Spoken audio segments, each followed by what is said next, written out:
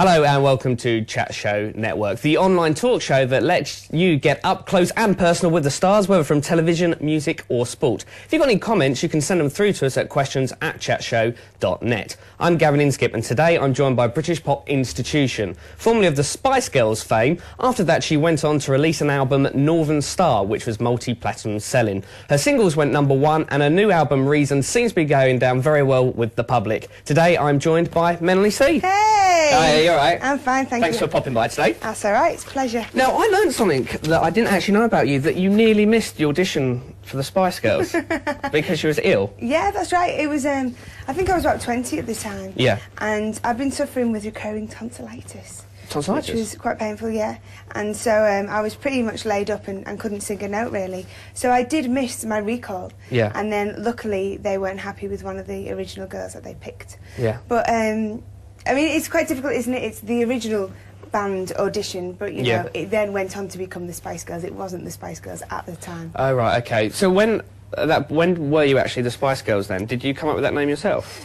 We did, actually. I think it was one of Jerry's little gems. We were playing around with names and, you know, from quite an early stage we realised that we were all quite different, you know, we were very individual and, you know, the thing was, we were spices and, you know, we were all different. And now, this is a bit of an urban myth. Did you actually come up with the Spice Girl names, or was it really a newspaper? No, it was actually Top of the Pops magazine. Oh, so it was? Yeah. And then what made you decide to keep them then? We didn't decide to keep them at all. If you look, you know, if anyone could be bothered to look back on all the Spice Girls merchandise over the years, we've never been called. I've never been called Sporty Spice. I've never been called Mel C. I've always been Melanie C. Oh, right. But it's just what the media picks up on, and then, you know, that becomes your name. Oh, OK then. So when did you actually realise, whoa, this is going to be really big? I think when we first, you know, got together, when Emma, I think was the last person to make the, you know, the original 5. And we just felt like we had a certain chemistry and we were all very ambitious. And we thought, you know, nothing was going to stop us. Right. With, obviously, when you was in the Spice Girls, you had loads of great pop songs.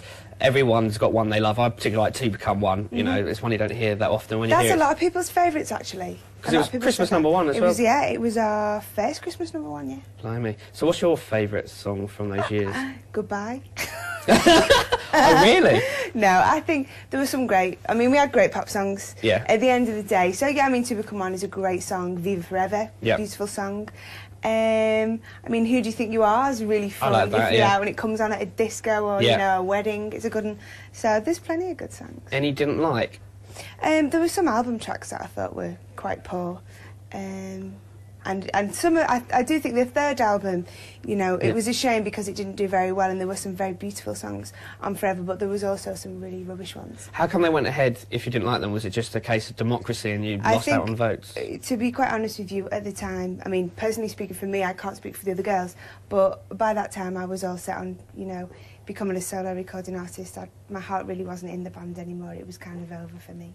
OK, and while you was in the Spice Girls, that's when you teamed up with Bryan Adams, wasn't it, to When You're Gone? Yeah, well, I met him when I was on tour with the girls. We were in America, and we were staying at the same hotel. Yeah. And, you know, we just got talking, and he took my numbers, and then when I got home, he called me and said, you know, I've got this song, I think it'd be great, you know, if you could come and sing on it. And I was like, yeah.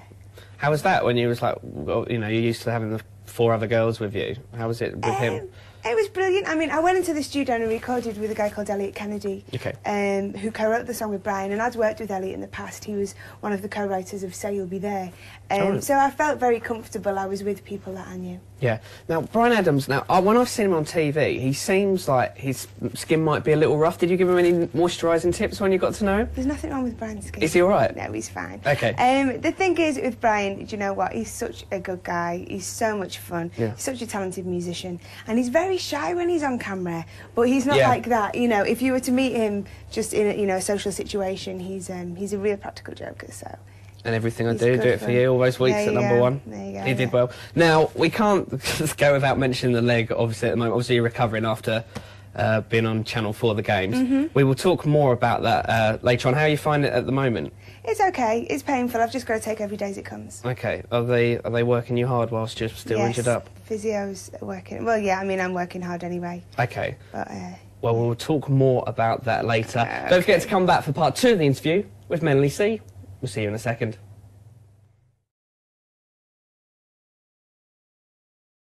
Welcome back. I am joined by Melanie C, where we're talking about her new single. Now, it's a double A side, yeah? It is. Yeah, yeah, yeah. Yeah, It's one of yeah, them. And Melt. Uh-huh. Which one do you like the most? Because one's fast and one's slow. I think to perform I prefer Yeah, Yeah, Yeah. Yeah. And to listen to I prefer Melt. Okay. You've just done the video for Melt. Yes. How was that with the leg? Well, you know what? It was quite funny because we'd already shot a video for Yeah, Yeah, Yeah, and originally that was going to be the single. Right. But when I did this, Yeah, Yeah, Yeah is quite an up-tempo rock track. And I was a bit concerned with how I'll be able to perform it. So with putting the single back a little bit, Yeah. we, rethought things, and Melt is a ballad, and I thought, well, that'd be a lot easier. And it was always a contender for a single because, I believe it's a beautiful song. And we decided to go for the double A. So then we weren't going to have a video for Melt. And so we just kind of pieced one together ourselves, and we just did it. We made it in a couple of hours in an afternoon. Any leg shots? So there's... no, there aren't any leg shots. There's a bit of repertory footage. There's some, stuff over the year, and there's a bit of me on stage and stuff. So there's some of the healthy leg. Yeah. And then there's just like I think it's just head and shoulders of the, the bit that's still working. Okay. And then you've been working with Robbie Williams' old songwriting partner. Yeah, Guy Chambers. I worked with him. He's a co-writer of Melt. Yeah. And we'd met a few times over the years. And, he was quite keen to work with me. And I was very flattered. But he was always very busy because he was also Robbie's MD. So he was out on the road or whether he was in the studio or whatever. So we eventually got together and, this is the result. Brilliant. Are you going to be doing a lot more work with him then over the next couple of years? Quite possibly. I mean, I'm already starting to think about my third album. With my knee being in the state it is in, touring kind of is out of the question for a few months. So, best put the time to good use and, get some new material together. Okay, let's talk about the knee then. Okay. I dare say you're probably getting fed up with loads of people going, oh, what's wrong with your knee? Channel 4 The Games, wasn't it? Yeah. What actually happened? Well, I was in a judo competition, and I've been doing judo for 6 weeks, and basically I just felt badly. It's a fantastic sport. Yeah. I'd had so much fun. We all had, learning the tricks of the trade. But it is very dangerous, like any sport, really. You know, it's quite easy to hurt yourself. And I went for it big time. Yeah. So what made you decide to do the programme, first of all? Well, I was approached by Cancer Research UK. Right.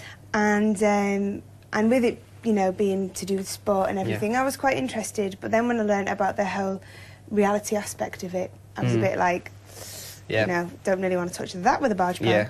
But as I got to learn more about the show and the people that were involved, and the people who were coaching us were like Commonwealth and Olympic champions, and there was all these wonderful people, and sports that I'd never done and probably would never do in my life, like judo. Yeah. And I thought, you know what, this opportunity is too good to miss. Yeah. And the reality part of it was so small, I kind of, I went for it. Yeah. What, you don't fancy doing like anything like Help I'm a Celebrity then, or Celebrity Big Brother? You know what, I like to think that I'm not that kind of celebrity. Do you know what I mean? You don't fancy selling settees or fridges then? Not really. No. It's like, to be honest with you, I mean, the whole celebrity thing is something that I'm not really into. I'm not really comfortable with being a celebrity. I see myself as a musician. Yeah. And this was something, that was involving sport, which is something that I love, doing a good thing for charity. And I don't feel like I need my profile raising. I'm not kind of desperate in that sense. Yeah. Do you know what I mean? So it's cool though, because it meant you was the higher collab of celeb on it. You was the most highest one on it. That's good. So do you regret doing it now because of the leg? I don't regret doing it at all. I believe everything happens for a reason, and since this has happened, it's really given me time to just slow down and reassess and reevaluate my life, really. Yeah. What do you find the best thing to do? Isn't it? Oh, that's very good. That's deep. So in your you time, what did you discover then? Me time. Well, I discovered me. No, you know what? It's just I've had so many warning signals over the years, just to slow down, really. Yeah. I'm very determined and I'm a bit of a workaholic, and sometimes I push myself too far, and things like this happen. So daytime TV, then you're enjoying that at the moment? Yeah, wonderful. That's great. Well, I'm back on the old slog now, and I've got the single out soon. So it's nice to be back, actually, because, you know, I'm really excited about this single, and it's nice to be able to perform again. Cool. And have you got some live gigs coming up then? I've got a couple of live gigs in December. Oh, brilliant. I'm playing London Astoria on the 20th and Liverpool Academy on the 21st. Brilliant. We will talk to you more about your live gigs in a second. So join us for part 3 for our exclusive interview with Melanie C.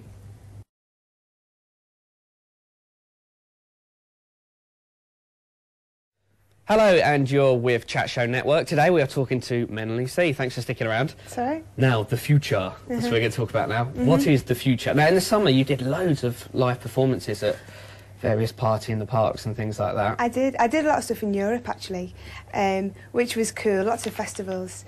It was a fantastic summer because, you know, performing live is my most favourite thing in the world to do. So that was good.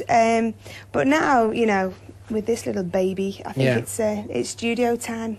I see studio time in my future. But I'm feeling quite inspired as well because it's been quite an unusual year for me. And personally, and a few professional things. So it's kind of inspired me. So I think it's a good time for me to sit down and start writing.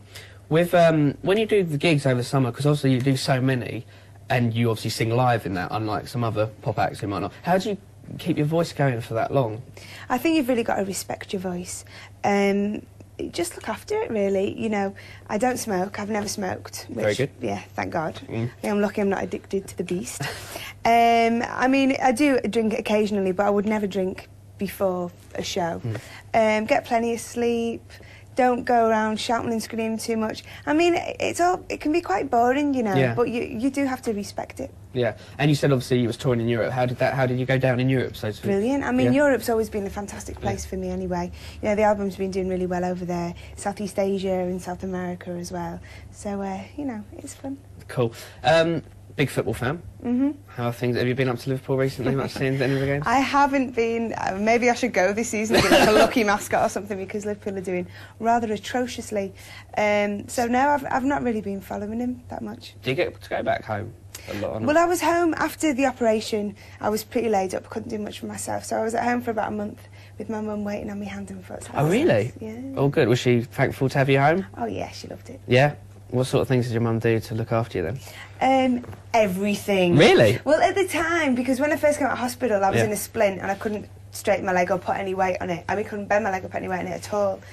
So she had to, like, help me get washed and everything. Oh, really? It was quite sad. Was it like being 12 again? Yeah, it was like being 3 again. Oh, really? But no, that was fine. It was nice to get home and, you know, I caught it with my family because I don't see them that much because I'm usually quite busy. Yeah. So would you say now you're more of a London girl or... your heart's in Liverpool? God, it's really hard, isn't it? Whenever I go home, I realise how much I miss it. But I think I'd find it difficult moving out of London. You've been converted. Well, I don't know. Tattoos? Yeah. How many have you got now? 10. 10? What's your favourite one? I think I always say these ones, because like, these are my most recent, even though they're like 2 years old. Right. It's Tibetan symbols for love and happiness on my wrists. All right. Yeah. Which were the ones you had that like on spur of the moment, or do you carefully think about each one? I think every single one of them. I mean, that was kind of spur of the moment, my little star. Right. But that's pretty innocuous. Is that the right word? That's a good word. I didn't think I've ever used that word before. Have you read a dictionary this morning? What was that again? Innocuous, darling. So yeah, that's the only one really. The other stuff I've kind of planned and designed and stuff. Briefly in part 2 you said about your gigs, you've got one in London and then one in Liverpool. What would we expect if we come along to one of them? Okay, well I was talking about the new album as well and I've been kind of playing around with musical styles on my last 2 records because I've really wanted to find my own little niche really, something I'm comfortable with and something that works, you know, and that I do well. Yeah. And I think it's time to stop fannying around and I'm just going to go for a rock album because I think that's what I do best really when I'm on stage. So we're gonna kind of, you know, we're always pretty rock on stage. You know, we rock out. So it'll be pretty. And then, so when are the dates of the gigs? We're at London Astoria on the 20th of December. Yep. And the Liverpool Academy on the 21st. Can we do any Christmas songs? I did about that, but I might do some new stuff. Oh, cool. Yeah, if I get in the studio over the next, it'd be good, you know. If I come up with some little gems, then I'll test them out on the audience. Brilliant. Well, best of luck for the gigs. Thank you. Hope that goes really well. Thank you so much for coming along it's today. been good. If we're going to get you to sign our glass, if that's okay. Okay. Here we go, and there's a bit of a pen for you. And whilst Melanie's doing that, I'll thank her once again. And also say, if you've got any comments about the show, please send them in. We'd love to get them. The email address is questions@chatshow. Thanks, and we'll see you again soon.